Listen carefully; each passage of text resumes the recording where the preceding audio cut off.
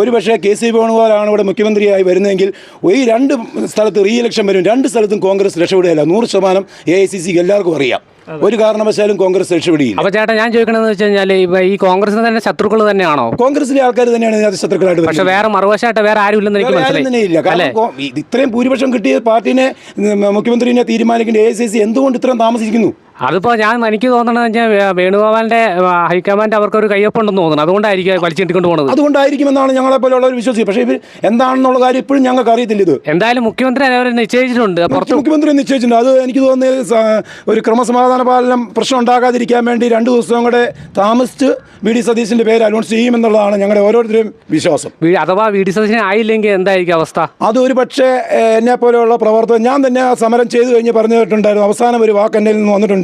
ഒരു പക്ഷേ VD സതീശൻ അല്ല എങ്കിൽ ഇതിന്റെ തുടർച്ചലനം എൻ്റെ ഭാഗത്ത് എങ്ങനെയാണ് വരുന്നതെന്ന് പോലും പറയാൻ പറ്റിയില്ല. അതായത് അപ്പം അങ്ങനെ കാണിച്ചെങ്കിൽ അല്ല ഇനി അങ്ങനെ ചിലപ്പോൾ ഒരു പക്ഷേ പറയാൻ പറ്റില്ല. പക്ഷേ അത് അങ്ങനെ കാണിക്കാതിരിക്കും.